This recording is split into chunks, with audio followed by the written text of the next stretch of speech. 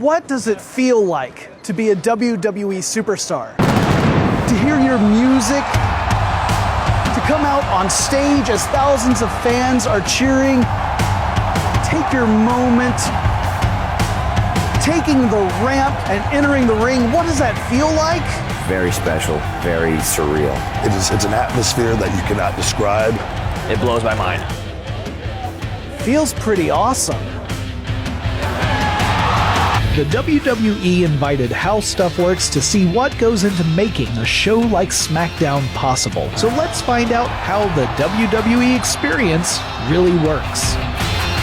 Setting up for a WWE event is a complex, labor-intensive task that requires coordination between dozens of people. WWE's TV programs Raw and SmackDown move from venue to venue, requiring crews to drive hundreds of miles between shows to get everything at the arena on time. It's a lot of stuff. We're talking lighting rigs and control stations, stages, monitors, cameras, television control equipment, cables, and of course, the wrestling ring itself. There's so much stuff that typically the WWE relies on more than a dozen trucks to haul their gear from location to location. Once the equipment arrives, the crew springs into action. The lighting rig is assembled. Lights are mounted and the whole thing is attached to the lines that will suspend it in the arena. Meanwhile, another crew begins to put together the modular stage where superstars and divas will emerge from the back to the cheering of thousands of fans. Across the arena floor, the Titantron is slowly raised into position. I have to admit, I was confused by this at first. When you watch a WWE television show, you see that the screen and stage are integrated together, but here they were separated across the arena. We could see the backstage area of the stage, but not the part that normally faces the audience. As the crews worked, I saw the logic in the approach. The stage can be pushed from one side of the arena to the other. By assembling it at the far end, the stage stays out of the way of the various cables, ropes, and crews that are working on the lighting rig. The rig itself is lifted in two phases. The first phase involves raising the rig a few feet off the arena floor and then testing all the lights to make sure they're responding to the control station. Once that is complete, the crew lifts the rig to the right height.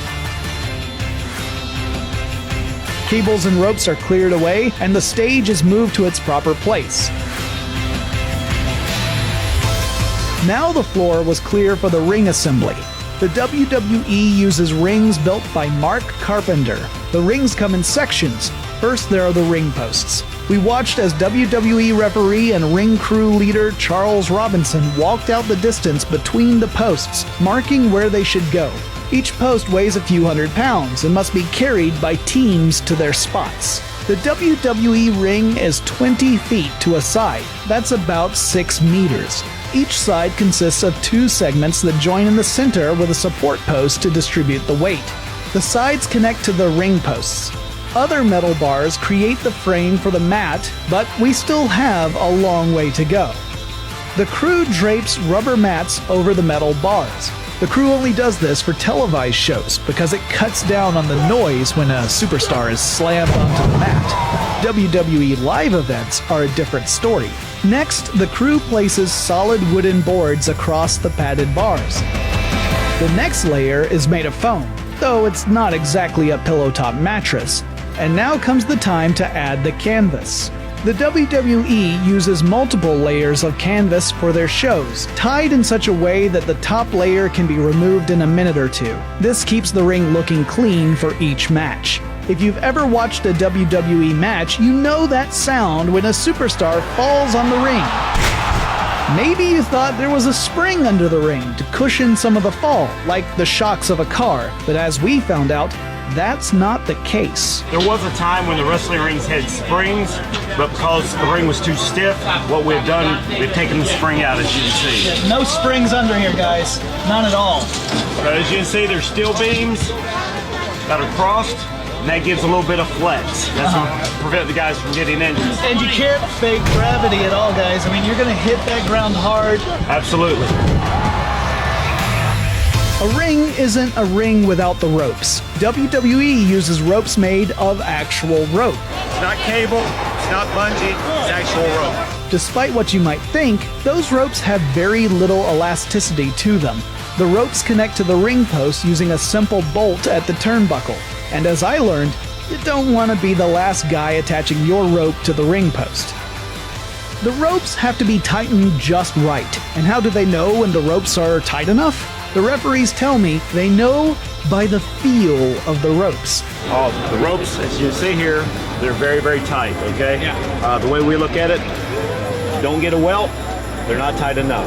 Now that the pieces are together, let's talk about what it's like to actually participate in a WWE event. So walk me through what it's like when your match is coming up, the whole process going from the back all the way out to the stage. I take 2 ice cold water bottles and I pour ice cold water all over my head, and it literally, the red light goes off of me, and I know I'm about to go out there in front of millions of people. And then that's when the world sees Ryback. Got a hoodie on, stay warm, move around in place, slap as hard as I can every inch of my body, the last one being my face, pop through the arena, out onto the stage. Right beforehand, I'm just doing squats and burpees and trying to get some blood flow moving. And then there's a good bit of hair wetting that goes on for me particularly. I can't go out to the ring until I take the perfect selfie on Instagram. How many days out of the year are you typically on the road? Well, we run shows on Friday, Saturday, Sunday, Monday, Tuesday. Tell me about the first time you ever got into a WWE ring. I don't remember the exact time, but I do remember looking at the ring and going, I can't wait to get on the top rope and jump off. And when I climbed to the top rope, I went, that's a lot higher than I thought. And I kind of came down one to the second rope and was like, we'll learn how to do this later. Standing in a WWE ring in front of that crowd looking around, it happened so fast. And it was so surreal to me because it was something I'd worked for realistically, my entire adult life. And it was almost like a blink of an eye, and then we were back, and what just happened, like a time lapse, sort of, like I jumped into a wormhole. Part of me just couldn't believe that I actually was in the WWE. I was so almost like, I'm a diva, I'm here in the WWE, that I was so freaked out that I actually worked here that I think my first 2 matches were kind of rocky. What does it feel like when you fall in the ring? It hurts. I mean, there's no bones about it. I've done it for 10 years now, so my body's sort of grown accustomed to it. But man, there's no ifs, ands, or buts. It hurts. It does not feel good. I actually just got double choke slammed not too long ago, and my upper back and neck are still feeling the effects. Once in a while, a referee may find occasion to land upon his back on the mat. What's that like? It's like a car wreck, basically, yeah. All right. It's almost like, I'd say, for example, the first time working out, that soreness, that's what you feel the next morning. I had a great time talking with everyone about the WWE, but I couldn't leave without asking about the grandest stage of them all, WrestleMania. WrestleMania attracts people from every walk of life, from all over the entire world. WrestleMania is awesome because being around for a few years now and knowing that no matter what you do throughout the year, all eyes are on the biggest pay-per-view moment of history every year. It gets a little bit bigger. Going out there for WrestleMania was the proudest moment of my WWE career. You get to go out and embrace 80,000 people cheering or booing or down the middle. 80-something thousand people screaming, "Feed me more." To find words to tell you how that is, it was the most incredible feeling. I'm kind of getting a little goosebumpy here just talking about it. And that's the coolest part of it because you go, wow, I get to take a minute and take this all in. And every year, it blows my mind. You cannot replicate that energy and that passion and desire. It's an atmosphere that you cannot describe, and it's the one day a year I really, really look forward to. One of the cool parts of our job is traveling to all these different countries and places and continents and feeling that hybrid of cultures. But WrestleMania, everybody comes to us. So you have this whole crazy blend of people coming together for this one event, and there's nothing like it. They're the moments of your life. So that's it. That's what goes on to put on just one WWE event. I'm Jonathan Strickland, and I'll see you at the next SmackDown.